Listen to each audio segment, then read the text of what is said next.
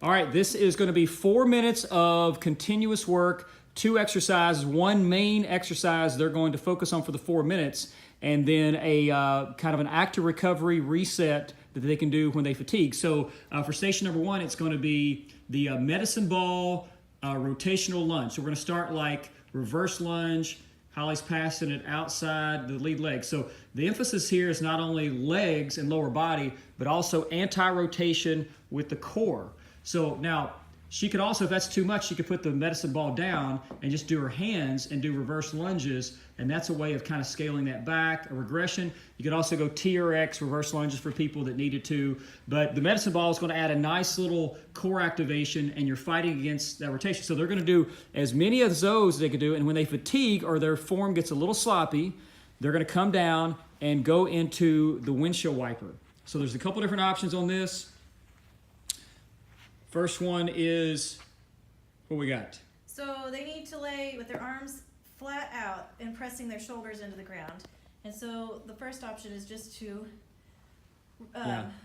take the knees from one side to the other while pressing the shoulders in. The shoulders should always stay on the ground. Right. They also can rotate over and grab that top leg and give it a little hug and then come back over. So this is just as many as they want to as well. Right, and this is for recovery, and then they can get back into the med ball rotational lunge.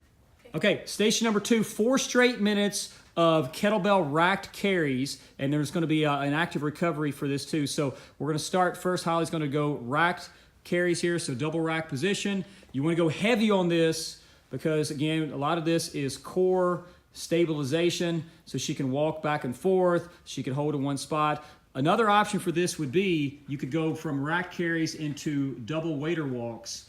Again, that's going to challenge more shoulders, stability, and strength. For people that have not been cleared of their shoulder mobility test, that's a no-no. They need to do the rack position for there. If they are cleared of that, they can do the waiter walk. When they fatigue on that, then they go into the cross-lateral marching.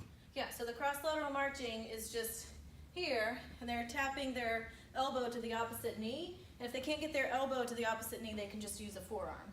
So here, it's slow, it's not a fast march. They can also go backwards, going both directions. And there's a lot of benefits to doing this, but it's a lower intensity exercise that allows them to recover actively and then get back into their heavy racked carries.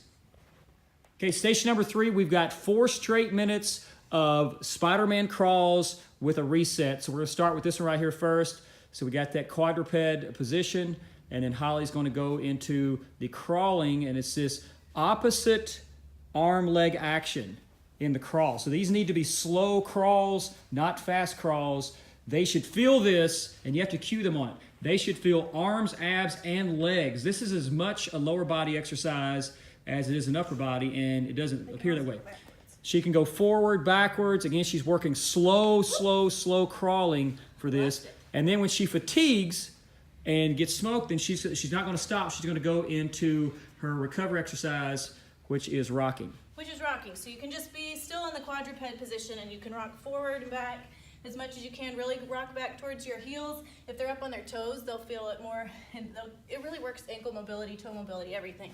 So it recovers here. They can get into some rotation and add rotation this way, which actually is really nice after doing those crawls. So they can kind of play around with it a little bit. And again, it's good for mobility, it's recovery, it's a lower intensity exercise, and they get back into their Spider-Man crawls. Okay, 4th and final station, we're going 4 continuous minutes of sumo deadlifts or sumo deadlift jumps. Clearly they're not going to be able to do that for 4 straight minutes. We're going to get first into the sumo deadlift, and this needs to be heavy sumo deads. They could probably go anywhere from 15 to 20, even upwards of 25 reps. They want to make this harder. They go up in weight or add a jump to it. So the more advanced can elevate, get into that. They'll do that till they fatigue, which should be quickly, and then they're going to get into the bretzel as their active recovery. So lower intensity exercise. Holly's going to bring, this leg needs to be in above 90 degrees. That prevents motion at the lower back. She grabs the back of the foot, and she wants to actually roll forward towards the ground, like towards me, roll over here, fill the belly with air, and now exhale as she looks over the shoulder. Breathe out, breathe out, breathe out until there's no more air and then roll back forward, fill the belly with air, and then exhale over.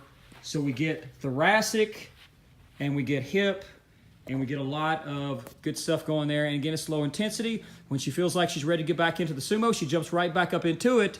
And each time we would come back and do a different side on the bretzel. So 4 continuous minutes of heavy sumo deadlifts. If it hurts their back, they could even go body weight and get into the gorilla jump, which would be just body weight.